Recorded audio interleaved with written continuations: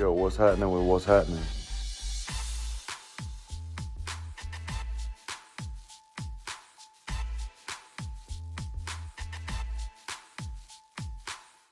Welcome to What's Happening. I'm Brad. Normally you would hear somebody say I'm Fred, but Fred is not able to make it today, so it's a little bit of a different episode of What's Happening. And we are joined, well, I am joined today by Mr. Joseph Credit. Joseph Credit is a lot. An actor, a wrestler. You got a lot going on. How you doing, bro?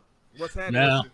I'm good, man. I'm good, bro. Like about to throw this computer out the wall, out the window, but other than that, see, look, it's still messing with me, bro. How Oh you man. living, bro? I got no complaints. I got no complaints. You sound good on my end. You look good on my end. It's all Hey, good. So I'm not even worried about it in the slightest. Um, but yeah, man, I wanted to bring you on the show and talk about your life and what you do and what led you down to that path and um, everything we do here is freestyle. So like I said to you, I think earlier today, I don't have any questions prepared. The yeah, questions and the conversation will flow the way that it flows. And so, with that said, I'm gonna let you go ahead and take it away. Tell the people who you are and what you do. yeah, man. My name is Joseph Ira Credit. I am what I would consider a jack of all trades. What more people might know me from is being a professional wrestler. I previously have gone by name Cassidy Keith.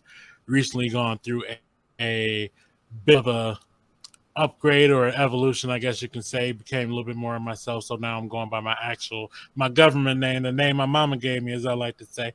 So, so basically, man, we just been out here, especially now that COVID's slowing down, just out here getting back on the road, man. So our consistent listeners will know that I'm a wrestling fan. And they're gonna be Yes, like, sir. "Oh, that's why you brought him on the show, Bradley. We see what you're doing." And I'm gonna say to you, you know what? You damn Skippy. That's exactly why I did it. But no, man. I think um, well, not I think, I would love to get a real peek behind the curtains of hmm what that independent scene looks like.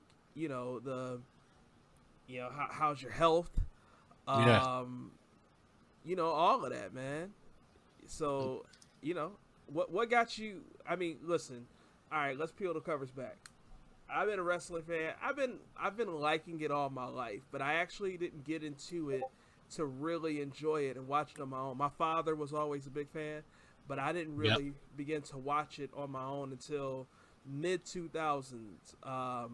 Actually, no, the middle of the year 2000. I'm sorry. The Rock was champion, and The Rock being champion as a babyface with a long title reign is what got me interested. Yeah, So man. but that said, I never had the battery in my back ever to go and do it. Yeah. Vince McMahon on that commercial said, "Don't try this at home," and I was like, "Okay, I'm not doing it." He's like, cool. Yeah, I'll stick with the video games. So, what made you? I'm assuming you're a lifelong fan. Yeah, man. Yeah, my very first memory in life is watching the Undertaker cut a promo, bro. Like I Okay. can't remember nothing. I remember literally being in my like childhood home under the table, scared as hell because I just knew this dude was gonna kill me or something. Like, like my dad definitely got me into wrestling. He's to this day he's like a gigantic wrestling fan. Like if anyone knew my dad, you wouldn't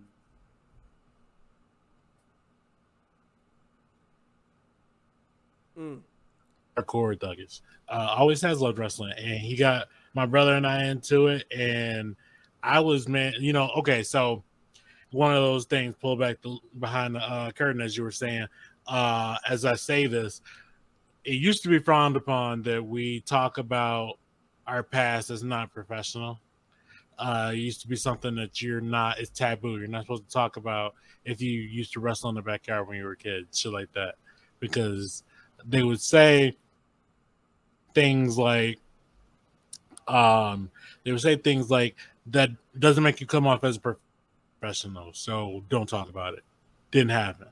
But recently in this new era of wrestling, like I call it the Young Bucks era because it is what it is. Um, the curtain's been peeled back. Kayfabe is dead and gone. So a lot of the cats nowadays, you see them on social media talking. You see them just, posting old pictures before they got signed and stuff like that. And it's a lot like that. So like my entire life, I've been like some sort of like I remember getting talked by my older brother and my cousins when I was like 7 or 8, like in the yard. And then like when I was like I did like I knew I was gonna be a wrestler though, bro. Like everything I did kind of like tailored towards it. Like I remember like even as much as like going like at a store, right? Say you're in the regular building and you got the what's it called? The wheelchair ramp. I'll go down a wheelchair Yeah, ramp like it was the like like it's it a was like I wrestler was rap. wrestling. Yeah. Like that was me, bro. Like I knew I was gonna do this. So like when I was in high school I did like amateur wrestling and I was cool and all, but it wasn't I wanted to be a professional wrestler. You know what I'm saying? So um it kind of just happened out of nowhere. Like, I guess everything happens for a reason, but for me at least, kind of happened out of nowhere, man. Like I was just, playing with my boys in the back. Pause. Um, yeah, we were backyard and whatever. I was like 17, um, and we just messing around. And dude contacted us on MySpace. Let's age myself, Oh man, you and aged both of us on that I'm one. telling you, right? And he was like, "Hey, y'all ever thought about getting in the ring?" He's like, "It's not professional, but I got a ring." I was like, "Yeah," you know what I'm saying? So we learned how to not die. That was not wrestling training. We learned how to not die. Um, and they had it in their head. They're like, we're having fun doing what we want to do, but this is a hobby. This is never going to be any more than a hobby. I was like, fuck that. Oh, I'm sorry. Can I curse, bro? Like, Yeah, man. okay. Yeah, you can say whatever you need to say. Nah, like a sailor, bro. Uh, but yeah, like, I was like, nah, bro. Like, this is what I want to do. Like, I'm not trying to hear that hobby shit. Like, nah. And when I went to actually start pursuing it, they, all of them, almost all of them, stopped talking. And I don't want to say it was jealousy because it wasn't. I don't know if it was. I think it was more resentment than jealousy. Um, You said like your friends stopped talking to you? yeah, like like the people I used to backyard wrestle with, and Mm. it was, like I said, there's a couple of them who like we've reconciled since then, because everybody being young, I was like, well, fuck me, fuck you, like what I'm saying. But growing up and experiencing life has taught me to forgive and forget. Life is way too short for that petty shit. You know what I'm saying? Right. Um, so I just kind of told myself I was gonna make it and I was gonna do it by any means necessary. And boy, was some of these means ridiculous.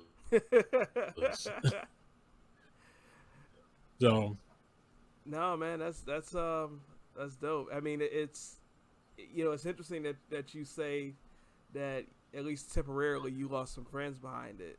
yeah, And I think that you see that a lot in all sorts of walks of life, not necessarily even just entertainment, so to speak, but you and somebody else are achieving goals, or you're chasing your goals, and somebody sees you going after yours and they're not quite in the spot that they want to be yeah, going for theirs. It may not necessarily even be the same goal, so to yeah, speak, but you know you start to learn who your real friends are when mm-hmm. when you're doing when how life is going. I have this one friend, um, and the relationship definitely isn't as close as it used to be. And what happened was, we were first friend when we were first, kind of got together. We were friends. This guy was just, I mean, like I'm a jokester, he's a jokester. Um, I mean, but listen, like he's a good looking guy. He's thin, tall, all sorts of stuff, right? And you know, there was a point in my life, in late, pretty much 2009 through 2010, my Yeah. life was pretty rough. It was pretty rough with a lot of different things that were going on, and he was definitely like, the homie that had my back. You know what I'm saying? But like, I've learned that like when the way that people have your back makes a difference. So Yeah. this was the guy that had my back. Was like, oh yeah, we're gonna get some food. Yeah, I got you. I got you on your Big Mac and things like that. You know what I'm saying? And not saying I'm not saying that's nothing. Like I'm not appreciative of that. I certainly am appreciative of that. But as I started to get my stuff together, I started noticing I was getting sneak dissed, Mm-hmm. and I started noticing that relationship wasn't the same. And it even got to the point where I was at a better spot, and I'm being like, I'm not trying to put no names out there, but like it got to a point where I was at a better spot, and this guy, he's kind of going through it. Life's kind of handed it to him, and I'm Yeah. like, yo, like let me help you out with this, and it was just like, nah, and it always just felt like it, and maybe this wasn't what it was, but it always just felt like you know it was one of those friends where it's like, you my dog when you up under me, but Yeah. Yeah. Yeah. so I that's a had a long-winded couple way. like that. Yeah, it's a long-winded way to say I can relate to that, and I think we all can to some degree. Yeah. Absolutely, So bro. man, let's you know, hey, wrestling is scripted in the terms of the results and in the terms of how the matches flow. We all know that, but stuff can happen. I can even say sometimes on that, like as far as like the structure of a match. Like a lot of times we would as an old school call it walk and talk. Okay. Like Yep. most of WWE walks and talks now. There was a time where I got friends in both companies, so it's hard for me to say certain things, Okay. but I don't give a fuck. So um It's hard for me to say it, but I'm gonna say in it anyway. Yeah, exactly. In AEW, it's they have a lot of issues as far as like their production, so they plan a lot of their stuff out, and you can tell because like if somebody fucks up, they're kind of just like, "What do we do now?" Mm, Yeah, but if you're walking and talking and you fuck up, won't nobody know it because y'all didn't plan on it. Y'all was just talking to each other in the ring while you doing what you do. exactly. Exactly. 100%. So, but what I was gonna ask is, talk about some of the times where things have gone wrong. Yeah, I'm sure you've had some injuries. I'm sure it's been some long nights. Yeah, yeah. Um, to be transparent, I would say that in-ring injuries very few and far between for me. Okay. Very now outside of it, stuff like body hurting, and then like like I got gout really early from it. Wow. Yeah, like I was like 19 or 20. Whoa. Yeah, my doctor was like, I've never seen a person as young with gout before. And I was like, well, that's what happens when you got genetic disposition for it and you wrestle with no shoes on. So I accelerated it. Wrestling with no shoes on. We're gonna go back to that. Yeah, yeah, that's We'll a go whole back to thing. that. Yeah. That's a whole thing.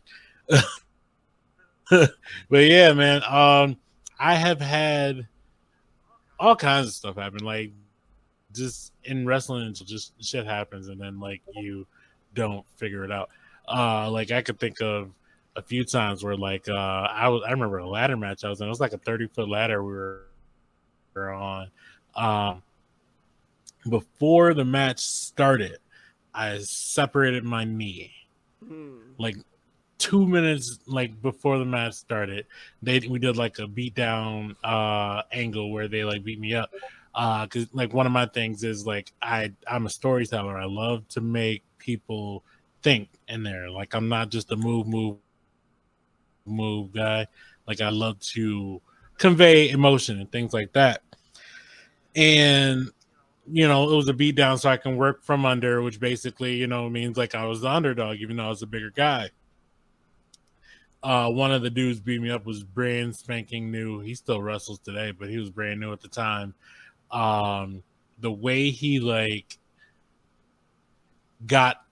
went to do something, it was just really awkward, and the tendon tore off of my knee, and I knew it.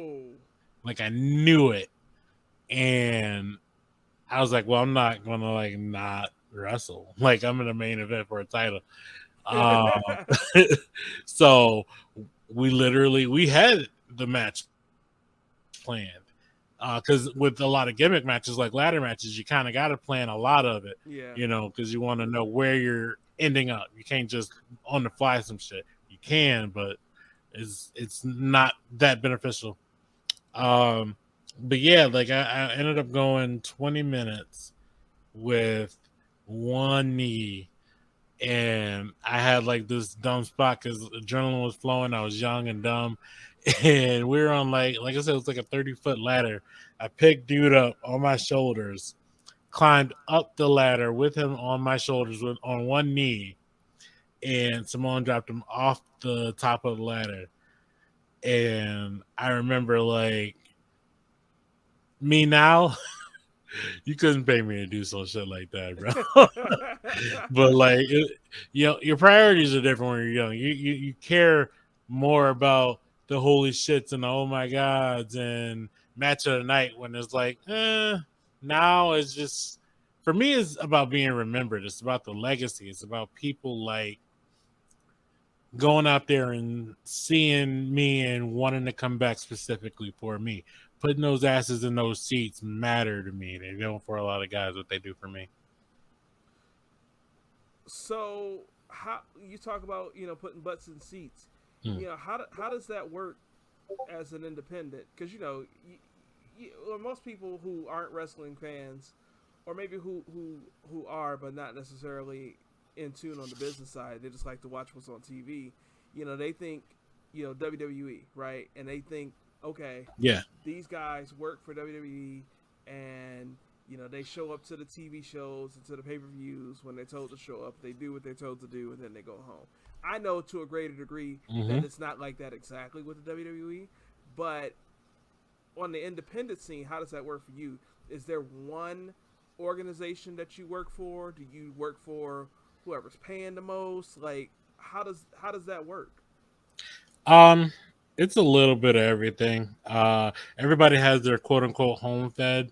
Um, you know, where they hang their hat. You can go see them anytime there's a show. To be totally real, I don't really have that right now. Okay. I have one that's pretty much like home. I'll say it's a Mega Championship Wrestling. It's out of Cleveland area. I've heard of that. Yeah, I can't say enough good things about Mega Championship Wrestling. Jeff Trexler is the promoter, and Brandon Xavier is the booker, and they do something that a lot of indies don't really do. Like they train and build up their own homegrown talent. I'm one of maybe 3 or 4 people who aren't freshly trained from them. Like they build their entire company around these kids, and I love giving back like that. That's something that's always been important to me personally. But yeah, I digress apparently. All good. That's what we do. Yeah. So as far as the wrestling indies, it's basically first come first serve. I have a calendar. If it's not on my calendar, it does not exist to me. I'm like, we could talk about it. I could be like, yeah, I'm coming. If I don't write it down, don't expect me, bro. So BA. You know what I'm saying? So usually the better feds like to book you out a couple months in advance so you can promote it, let them know that you're coming out, do some promo work, whatever need be. Otherwise, just showing up. You know what I'm saying? And it's just, I always feel like it's such a waste because I don't really wrestle locally. I wrestle. I work in a couple places now because the pandemic slowed us down, so we decided to come back local. I wrestle with BCWA. They're in like Wyandotte, something like that, Southgate area, like downriver. Okay. Um, they've been going since before I started, and they just started back up a couple of years ago. You might catch me at wrestling. They have shows. A lot of shows are downriver these days, I guess, probably because the maybe it's cheaper. I don't know, man, but I don't. There aren't really many wrestling feds that's actually wrestling in the city of Detroit, and and when I say not many, I mean maybe one, maybe two. Okay. You know, And XICW does sometimes. you're talking about outside of when WWE or when Yeah, AEW come to town. You're talking about yeah, independent guys, absolutely. or smaller promotions that people don't see on their TV screen.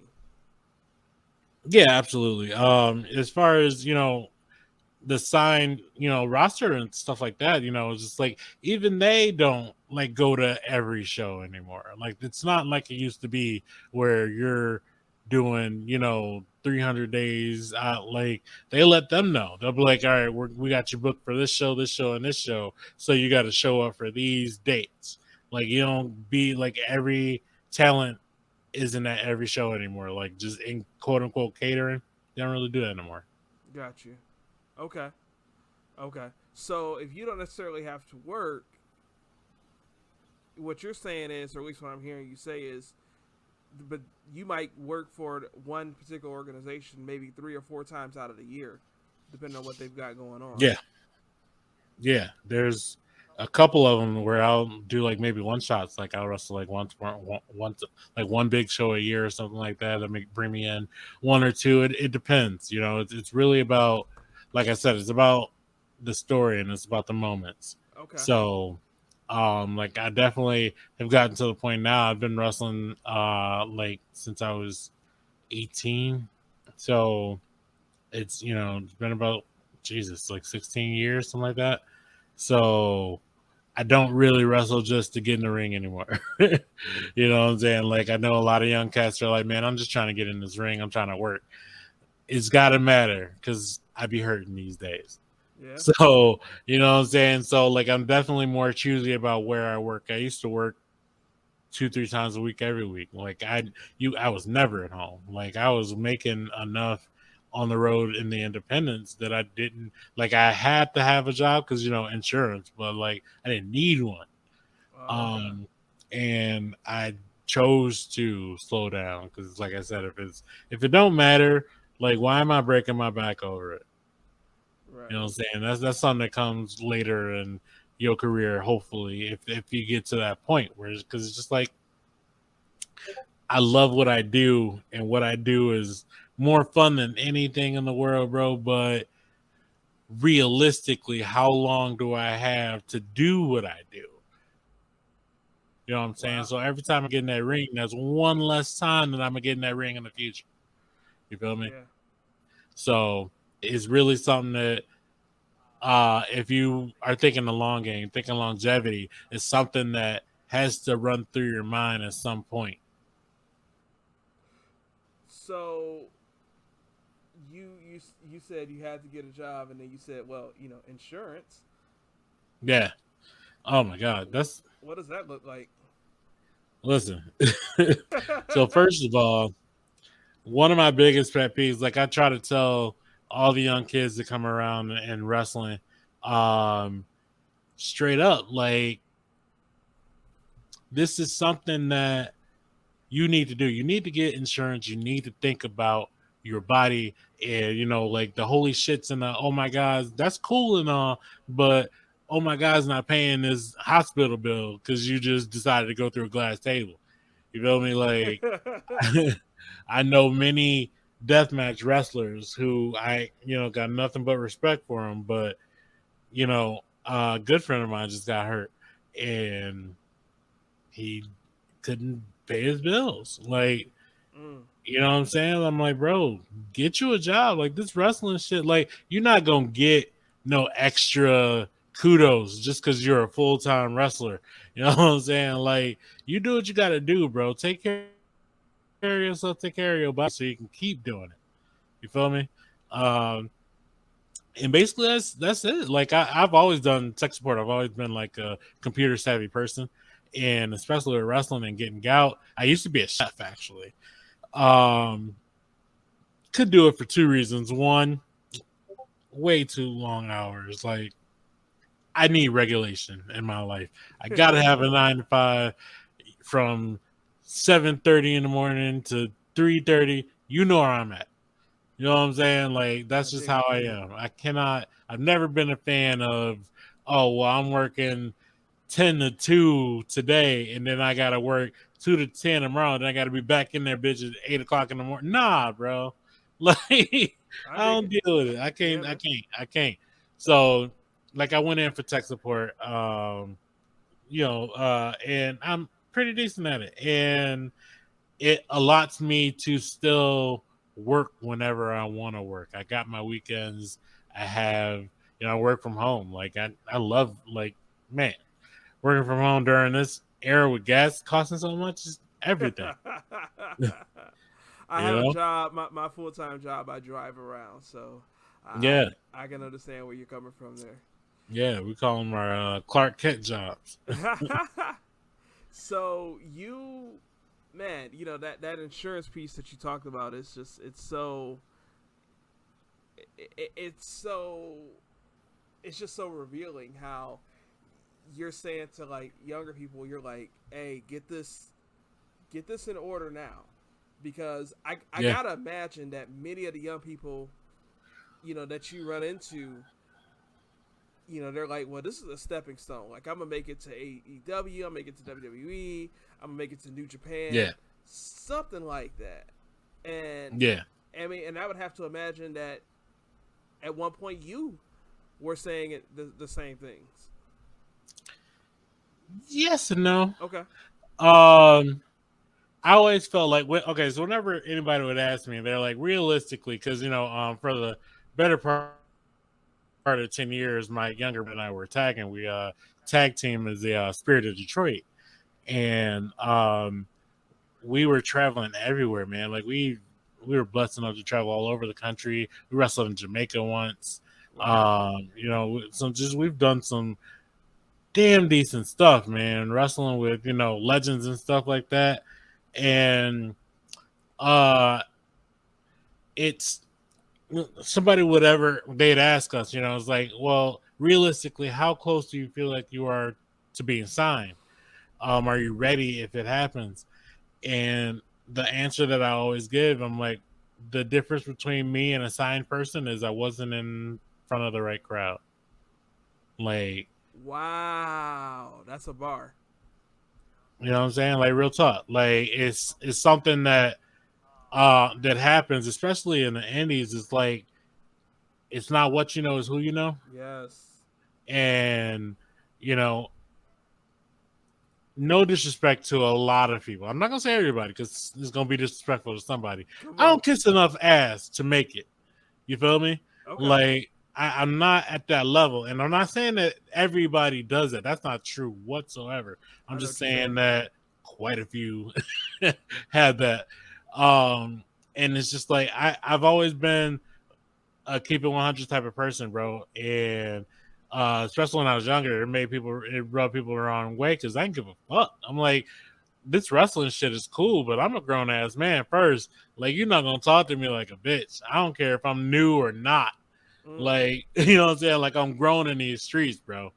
And I was, like I said, I was 18 when I started. I'm only 34 now, but I feel like an old man. And it's something that as far as getting signed, I did the research. Like when I was in college, there was a statistic that I put in one of my theses because of course everything is wrestling even in college. um it's easier to get into the NFL and the NBA than it is to get signed by the WWE. Like at the same time. Wow. Yeah, like think about okay, every major city in this country, not state, every major city has a wrestling federation. I don't give a Okay. fuck where you think of any city. Look it up. I promise you, there's wrestling there. Okay. There's maybe 20 people on any given roster. Okay. Say maybe half of them travel because most of them are what in wrestling we call 50 milers. They don't really go far. Then you got people like myself and my brother. They call the journeymen, who travel everywhere. I have seen wrestlers who I would see 10 years ago, and then I would see them at another show. I'd never even thought about them again because there's so much wrestling out here. They can have a whole career, and I will never even see them. So I say that to say that there's so many indie wrestlers, and there's 40 spots in WWE. You know what I'm saying? Right. And how many spots are they opening up for new people? Like NXT is irrelevant because it's like we're talking like big time here. So like we're talking like WWE, Raw, SmackDown. They let maybe 3 new people a year on the roster after WrestleMania. Okay. You feel me? So it's highly improbable for people to get to that level without some sort of help. And which is fine. You do it how you want to do it. But I always felt like if it was going to happen for me, it needed to be organically. It needed to be because somebody saw me and wanted me. Like I wasn't going to kiss my ass to a contract. It's not that important to me. And I say that because when people always ask, what are your goals for wrestling? You know, obviously everybody wants that WrestleMania moment, right? Right. But like it was never something that was like, I don't want to say realistic. It's something that was never, drop everything important for. Like I just knew I was gonna be a wrestler. Like that's all I wanted to be. Okay. So like I said, when that dude told me this is only gonna be a hobby for us, this is never gonna get past that. Fuck that. So my goal was to become a professional wrestler, travel, make money, and for somebody to pay me to do what I want to do. It wasn't even about making a lot of money. I make decent money, I'm not gonna lie. But it's more along the lines of I see what you're doing and I want to pay you and bring you to my company because I like what you're doing. I fuck with your vision. That's what matters to me. So in my mind, I did make it. I'm doing what I wanted to do. Yeah. You know what I'm saying? So that's why I say, in a way, yeah, absolutely, I would want to be signed. But if I don't, I'm not gonna cry about it. You know what's so funny? I can, in a very small sense, I can relate. So I used to be I worked in the cell phone business for a long time. I was a district manager for a Verizon retailer. I've never worked for corporate, and I remember people used to always ask, like, man, have you ever thought about trying to go work for the corporate stores? And I'd just be like, nah. Like, I absolutely don't want to work there at all. Like, Yeah. I'm good with it. I want to pull out this question. Says, have you thought of hiring a PR manager, and is it worth it to get in front of the right crowd for you? I did think about it once. It almost happened, but like the problem with professional wrestling is most of the shit is a scam. And I say that in the best way because, obviously professional wrestling started from the carnivals. So that's why they always call it carnies, So it's always some dude trying to work the boys instead of work the crowd. So I'm always a little weary when something new comes up and some dude's like, hey, these are the people that I've helped out. I've helped out this person. I've helped out that person. I've helped out that person. I can help you too for a fee. And I'm like, I think I'd just rather you want to help me. And Yeah. as I get to, I'm like, I don't mind paying someone, but like, I would rather pay someone on a commission than a monthly. You feel me? Yep. Like if you're not doing nothing Go for to me, work. why am I paying you? So you get paid when I get paid. So Yep. if that situation ever happened, absolutely, hell yeah, bring it. Like I said, if I didn't write it down, it didn't happen. So if I got somebody to handle that for me, absolutely. Wow. No, that's dope. So if it happens, yeah, for sure. But but like I said, man, it's not something that is. I don't want to say it's not normal, but like in the indies, is mostly handshake deals. Okay. So I got it. That makes sense. Um, man. So there's just so many different ways I could go from there, man. Because I mean, you got me captivated. You've talked about how you try to talk to the young heads and say, hey, get this under control now. You never know, and it just yeah, reminds me of so many times where because I'm 36, so yeah, I'm the same like you. I'm not old, but I feel old. yeah, and I find myself having the same conversations with people younger than me that people had when I was young, and I didn't get it. Now I also think that, and we've talked about that on some past episodes of this podcast, but I also think that, like, I'll use my grandmother for example. My grandmother would always say, "Save your money, baby. Save your money, baby. You never know when you might need to call grandmother. You might need to have 35 cents. This is how long ago this conversation was had. You might need to have 35 cents in your pocket so you can call me on the payphone if you need right, to, right? But right, that's just like an example. But now I find myself talking to my daughter. A couple weeks ago, she and I went out to lunch, my oldest daughter, and I'm like, what are you thinking you want to do? And she's like, I really think I want to be an actor. I'm like, okay, so what does that mean, right? I'm thinking, when I was in her age, or when I was at her point, when I was 13, if somebody would have asked me and I would have said be an actor, I'd be like, oh yeah, well you can do it. Just pray about it and believe in the Lord. And not saying that that's not I'm saying that that's bad advice, but I'm like, yeah. there's more to it than that, right? So when my It's daughter not says realistic. right, when my It's, daughter it's a says, good part of it. yeah, yeah. So when my daughter says that it's that she wants to be an actor, I'm like, what does that mean? And well, she's like, okay, so I'm going to get involved in this program this year. I'm pretty sure that the high school, because she's going to 8th grade, so she's like, I'm pretty sure that the high school next year that I'm going to is going to have this. I'm like, okay, you need to look into that. You figure out what's going on there. I'm like, okay, what's the plan after that? She's like, well, I don't know. I'm like, okay, you don't have to have a plan today. You're only 13, Yeah, but we're gonna be talking about it more and more, right? Let's put finite details and let's start mapping out a plan. So I appreciate you saying even to the younger wrestlers, hey, do that, and here's why you need to do that. Because while I would love to see you with the big gold at the end of the night with the confetti coming down at WrestleMania, yeah, chances are incredibly high that that's not going to happen. absolutely. And there's nothing wrong with that. Like that's the problem is like there's not enough realists in the world as far as the world of professional wrestling.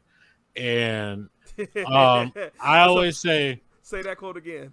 it's not enough realism, bro. It's not. There's no realism. I always say too many Beyonces, not enough Michelle and Kelly's. Okay. And you got to understand one of the most famous quotes in all of professional wrestling, bro. Know your role. That on everything I love that means something. It really does because like I said, being a young cat, I've done it. Like I've gone out. My brother and I used to be like, all right, well, we know we're good. We know we finna get signed. So, this is when we were traveling, like I said, 3-4 times a week, every week, different states, never in Michigan. Like we were just going. And we were like, we know we to go. So like we about to come out there and do a match of the night. We the first show or we the first match? Cool. The main event is the first match then. Like, and that's a good mentality to have, but as an older guy who's been in the business long enough, it's like now it's like, no, the main event is the main event. Like it's your job to get yourself over, get your opponent over, and have a great match. But you out there completely like, and I say this with a grain of salt, because you have to be able to respect the hierarchy for where you're at, especially when you're a journeyman.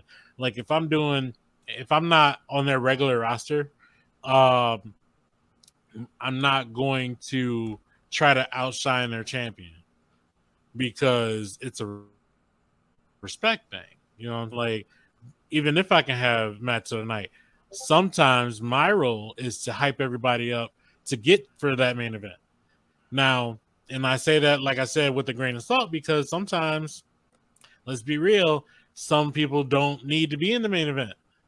And but it is what it is.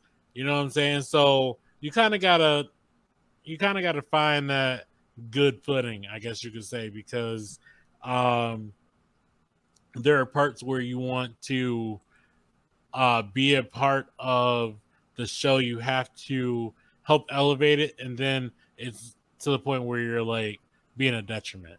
You know what I'm saying? So like Mm.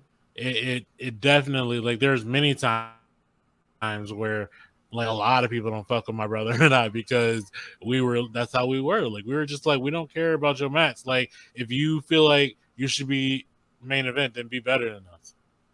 And it's like I said, at one point it's like, yeah, he not wrong.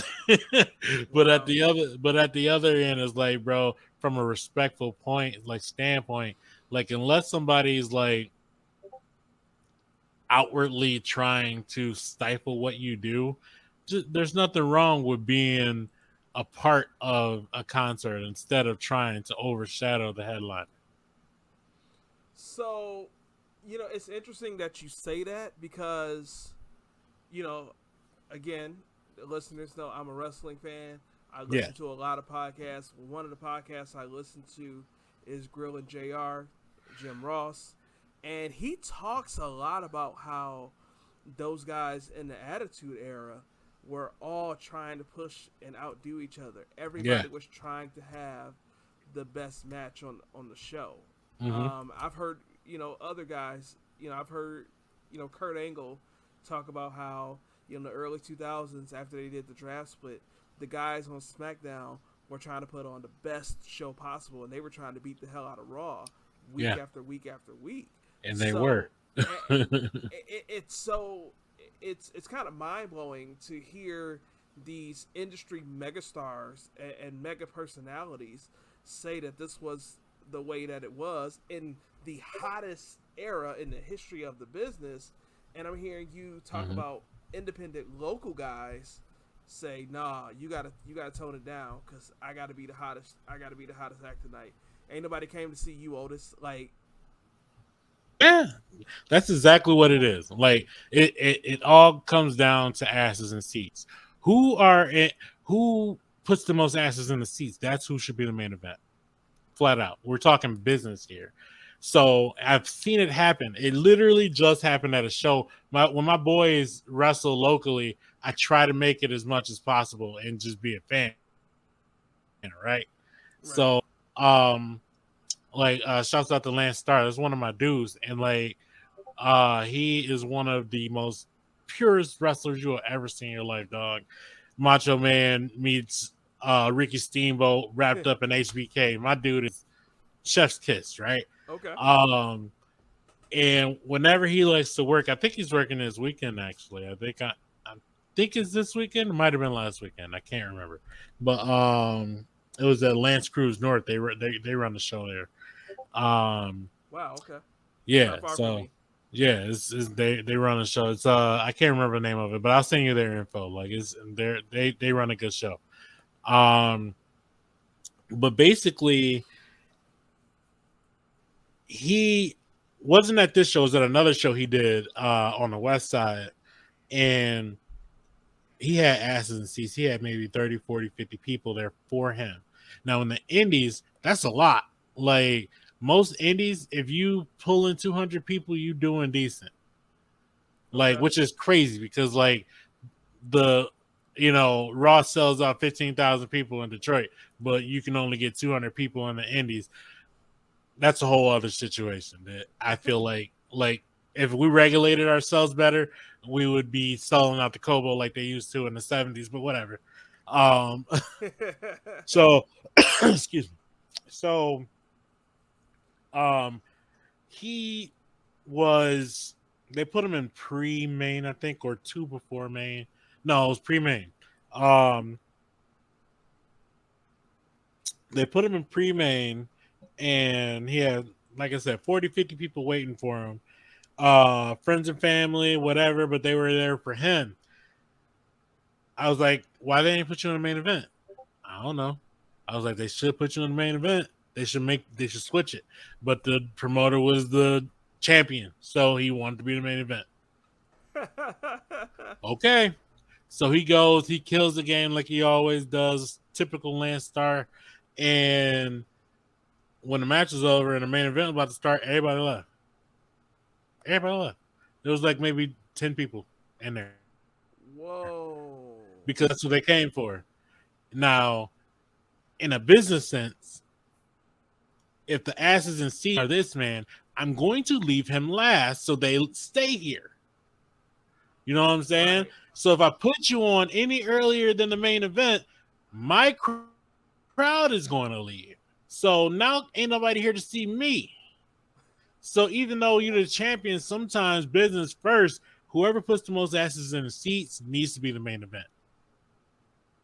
So I can't help but to hear it sounds like you got, a little bit of a promoter's mind, so to speak. What's your go ahead. Yeah. When I was younger, I used to book for a place that, like, we call it was XSU Wrestling. Um, I'm a writer and I'm a storyteller. So being able to tell my story and then seeing it play out is everything. Like it's awesome. Like I 100% know that at some point in the probably near future, probably gonna run my own company. Okay. Um, That was gonna be my question. yeah, like I want to run a company, and my brother and I are gonna start a wrestling school. Because like I said, I love giving back. I love helping people. Like, um, when I was starting out, and I was traveling, I was getting the good dates. I always brought people with me. I brought my younger brother with me. I brought friends with me who just needed who just need a little push. Like I try to help as many humans as humanly possible. And wrestling in life, whatever, I just feel like it's something that I get pleasure out of doing. You feel me? So, I feel like once everything falls into place, like I'm about to buy my wife and I are moving to Toledo, so we're like in a house buying process, and um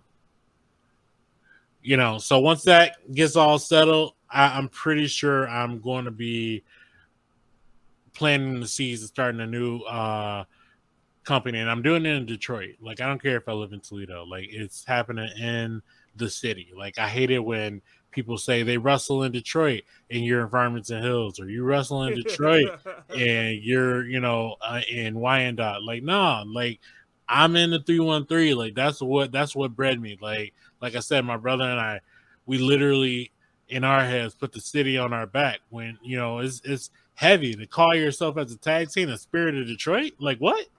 Like who does that? You know what I'm saying? Yeah. So and it goes so far because like it's not it's awe inspiring. Like I said, we wrestled in Jamaica and had strangers who never seen us wrestle before chanting Detroit all the way in Jamaica, bro. Like that shit puts a tear to my eye. Like for real. Like knowing that we go out of our way to put a positive impact on what our city can be matters to me because when everybody thinks of Detroit, murder midden, they only think negative, and it's just like it's convoluted. You know what I'm saying? I'm like, it's so retro. It's so backwards, and it's just like the city of Detroit is we're more than our crime. You feel me? Yeah. And I feel like that's something that we bring to the table, and just from the culture, bro, and everything. Like when I do my little in ring promos, I thought it was kind of cool personally. Like you know, they always say the best talkers have like a tagline. You know, like Scott Hall, hey yo. You Yeah. know, stuff like that. So, like, whenever I would get in the ring and I would talk to people, especially outside of my city, I would start it off. I'd be like, yo, where I'm from, we don't say hi, we say what up, though. So when I say it, you say it. And then I would say what up, though, they say what up, though. What And I up, thought though? that was dope. You know what I'm saying? I Yeah. thought that was dope. And and little stuff like that like really matters to me. Yeah, man. So speaking of promos, man, about what was it, 3-4 weeks ago? I saw you cut this money ass promo where you said I'm no longer Cassidy Keith, Yeah. and you kind of hinted at that at the beginning of the show here. Yeah. Talk about that. That felt like, again, I'm a fan. That didn't feel like a character change for entertainment. That felt like a real peek behind the curtain. That felt like a pipe bomb, Yeah. so to speak. Yeah. What was that? Honestly, it kind of was.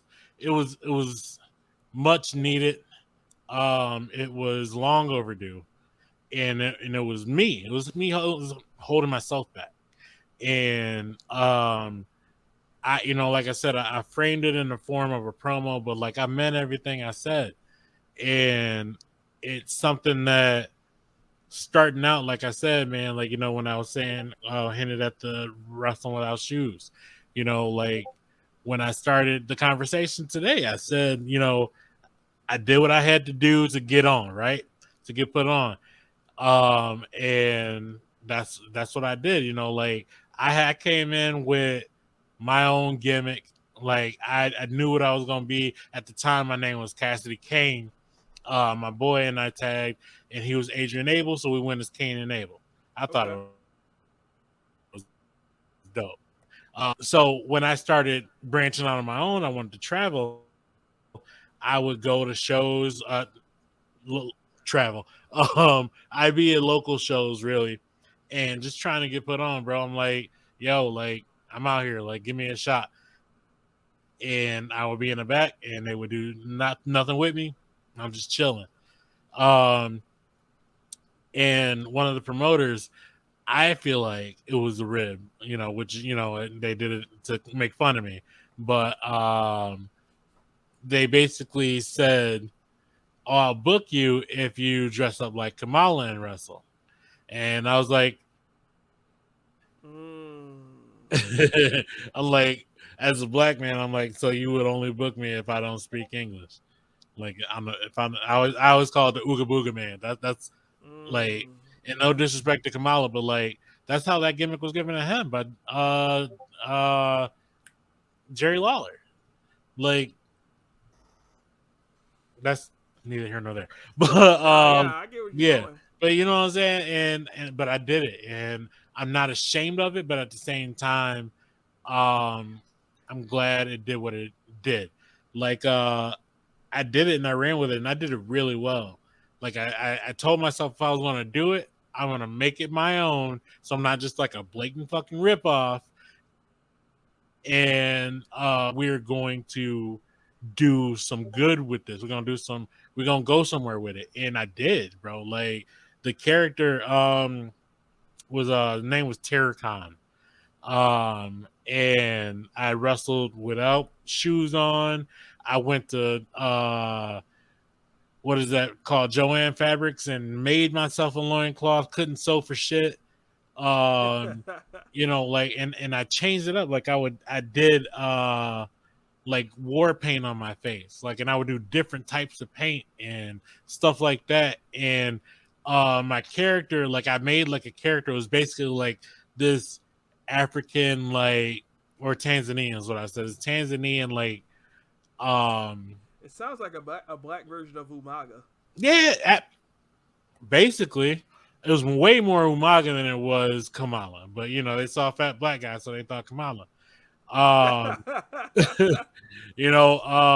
so it was basically like, what would happen if you get this dude that's from the savage of Tanzania, put him in a box, took that box to America, put it in a wrestling ring, and opened up that box? What happens?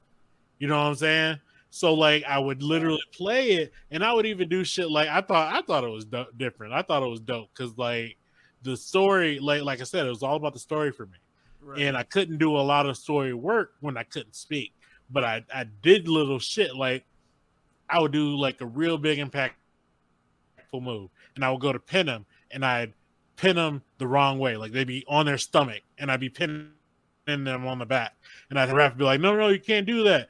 Flip them over. I'm like, oh, okay. So I roll them to their back, and then I keep rolling them back, and then put them back on their stomach and try to pin them again.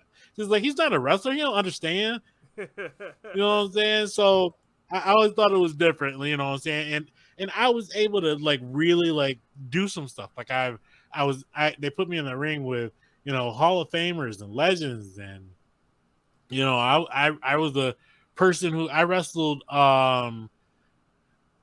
Jesus Christ. I think I ended up wrestling Bushwhacker Luke like the week before he got in the Hall of Fame. Wow. Okay. And yeah, and it was crazy. Like I was like traveling everywhere. They even like had me like wrestle Kamala Jr. Like it was a whole thing. And like I've gotten like they had me like I was a viable contender for the NWA whatever not their world title, but their I can't remember national title. Okay. Like this is before NWA came back and was hot. And they were just like kind of a name, you know what I'm saying? Gotcha. But yeah, like I went pretty decent, pretty far with it. And when I ended up moving to Alabama for work, and I decided that I was done. I'm not going to do it anymore. Nobody knows me in Alabama, so I'm going to start over from scratch, and I'm going to work my ass off, and I'm going to do it my way. I was able to do that. Like this company in Alabama took a chance on me. They were not Alabama is Alabama. And that's the best way to put it. And like I remember my very first match, like the dude that I wrestled, like had them bring like KFC buckets like during my match. Like it's crazy. Like I have some stories because like they still believe in kayfabe down there. No. So like I had people like death threats. Like I used to have security like escort me to my car. It was crazy, but like I did it right, and I became not only like their first black champion, I became their first world champion, and because I was doing some different shit, bro. Like they just had never seen it. You know what I'm saying? It was like, oh, like what is happening? And I was telling the stories I wanted to tell, but like I was like, all right, I'm ready to go home. You know what I'm saying? So I came home and I'm so happy. And I'm like, all right, let me go find all my old promoter friends, the ones that I traveled all over with. Yo, I'm back. I got this dope gimmick, like making Terracon look like trash, bro. Like, I got this. Let's do this. And they were like, that's cool. Have a good day. Like, nobody fucked with me. I had to start completely over again. Like, they were like, if you're not the Ooga Booga man, we don't care. And I was like, oh, okay. So everything happens for a reason, though, because had that not happened, I don't know if I'd even still be wrestling. I don't know where I'd be. Because through me starting over is how my brother and I started tagging. We were supposed to work each other in Toledo or something like that. They booked too many people and they were like, do y'all mind tagging? My younger brother, Jonte Keith, one of the best wrestlers in the world, bro. I swear to God. If you've never seen Jonte Keith, JONTAEKIEH, this little motherfucker is one of the best wrestlers in the world. I swear to God. And I don't just say that. Like, he does everything that I do and then some. And it's a blessing because I was able to train him. So, like, I'm happy by seeing him evolve, you know? Right. But but yeah, so we were supposed to work, and they were like, "Well, we booked too many people, so either y'all don't wrestle or will you tag?" And we had never tagged before. You know, like I said, I trained him. I'm 5 years older than him. I was like, "No, I don't tag with like," and my brother was still, finding himself, and he was like, "Fuck it, let's do it. Why not?"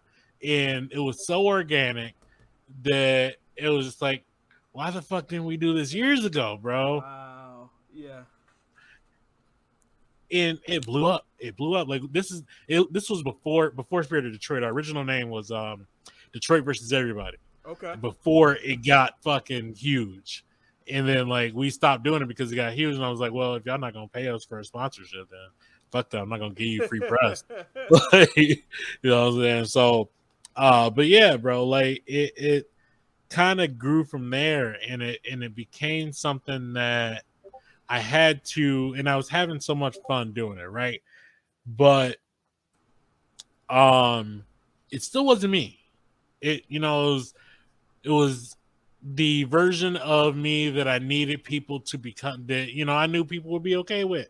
And I feel like after 16 years of doing this, if I can't be myself, I shouldn't do it. And I've been like, for my brother, he stopped wrestling. Nobody ever stops wrestling. So he claims that he's done, but he'll be back within a year probably. He's had a lot of injuries, so like, I'm like, bro, he's like the high flying daredevil type. So a lot of that shit, he had like a bad shoulder for years, and he listened to me finally, got him a job, got him good insurance, and now he's like rehabbing his body, taking care of himself because he's starting to feel it. He's gonna be 30 next year, so he's starting to feel it. Yeah, man. So basically, while he took that time off, man, the same shit started happening. People stopped calling me because I wasn't a part of a duo anymore. I wasn't Spirit of Detroit anymore. And I was like, fuck, like, I've been doing this 16 years. I've trained people. I know what I'm doing. I know I'm fucking good. Like, what is the issue? And I was like, maybe it's you, Joe. Maybe it's you. Like, maybe it's something that they can sense that disingenuousness. You know what I'm saying? Like, and it's something that I always tell people, especially when you're cutting promos, most fans can spot bullshit. If you don't believe what you're saying, like, they can usually tell. Yeah. You know what I'm saying? And even though I was good at promos, I didn't believe it because it wasn't me. And I feel like maybe 6 months ago, I started, not even 6 months ago, I say like 4 months ago, I started sowing the seeds where I wanted to do it, but like I was still kind of scared. So like my promo game was getting better and people were noticing it. And they're like, what's going on, bro? Like you getting like extra hot. You know what I'm saying? I'm like, bro, like it's honestly just like starting to understand who I am.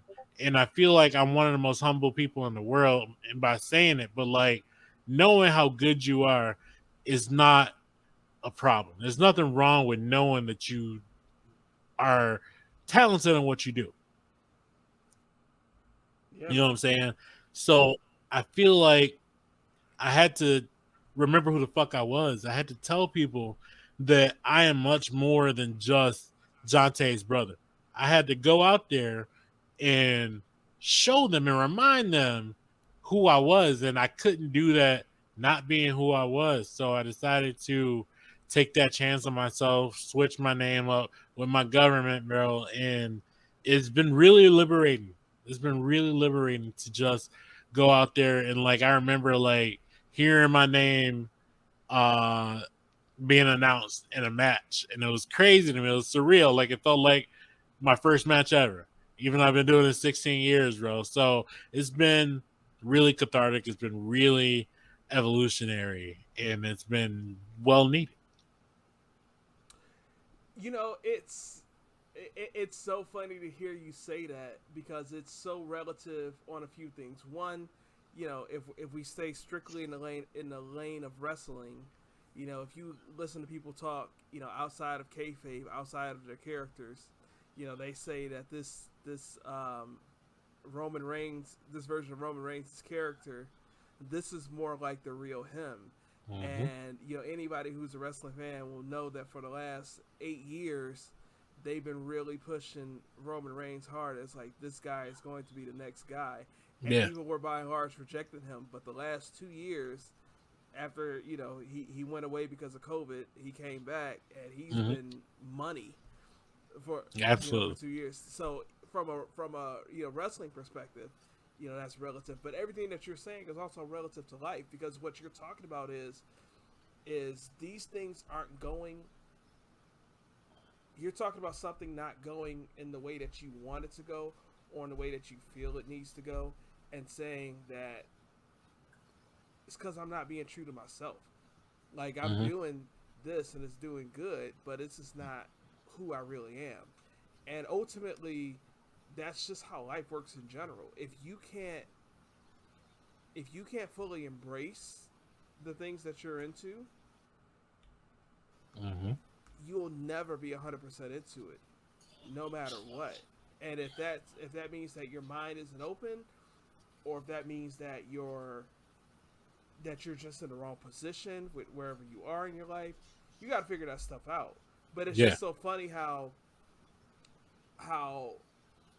it's wrestling, and there's going to be somebody that listens to this and goes, I can't believe Bradley got me to listen to a whole another 60 plus minutes of wrestling. But it's beyond just two dudes in underwear slapping skin. This Absolutely. is like, we're talking about real life stuff. Make sure you got a backup plan in case your dreams don't fully work out into the capacity that you want. Make sure you got a backup plan that you can solidly depend on, because chances are high that you're going to be rich, right? You can have the best talent.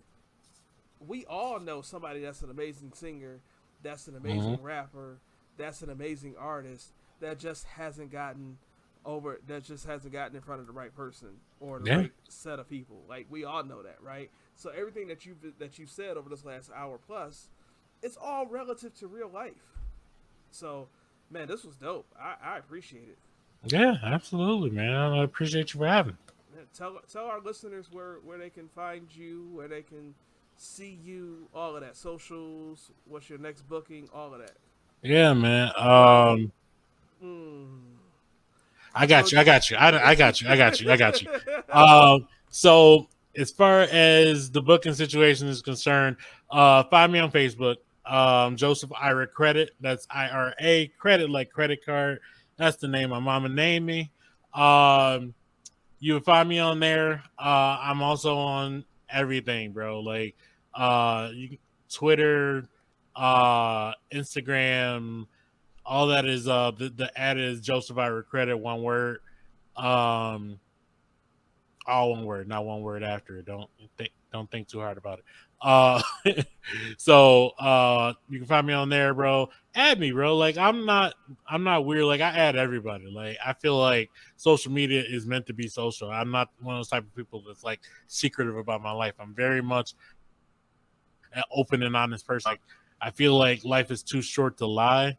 I feel like it does something to your spirit. So like I'm very blunt, but like I'm not a dick about it. You know what I'm saying? So like feel free, man. Like add me, talk to me. I'm personable as long as you're not dumb and taking up all my time. I have no problem chopping it up with people. So you'll always see me on social media talking about the next time I'm working. Um, or any of the things I do as far as like I do like I run Backbreaker Creations. So basically, started off as like a t-shirt business because everything I do is like a one-stop shop because I got tired of other people doing it for me or waiting for other people doing it. So like I started making my own t-shirts, and then I started making my own wrestling gear, and then I taught myself how to do Photoshop. So like I edit my photos and take my own photos. Like my promo picture I gave you, I took that in my living room. You know what I'm saying? So like all types of stuff. Like I do like 3D printing stuff now. Like I'm cosplaying. I love cosplay. I just started getting into it, bro. And I do a little bit of everything, bro. Like I can't sit still. So you're gonna see me doing something, man. That's dope. That's dope.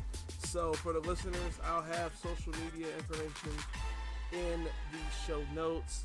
You can also follow Fred, although he's not here. Don't give him a hard time. Life just happens. Fred is Mr.Humble_beginnings on Instagram. He is Fred Scott on Facebook. You can follow me at Brad Robinson 1986 on Facebook, Instagram, and TikTok. And it's just Brad Robinson 86 on Twitter. And of course, follow the show at What's Hattnin, the way it's spelled, WHUSHATTNIN. We are on Facebook, Instagram, YouTube, TikTok, and Twitter. I had to figure out which ones I was missing. Follow our show. Share this episode out with a friend, with a bunch of friends. If you like what we do, give us a 5-star rating and write a review as well. Love is a verb, so make sure you remember that. And that is all we got. Thank you once again, Joe. Appreciate it, brother. Appreciate you, bro. Dope. And we will see y'all next week. And if Fred was here, he'd say, peace.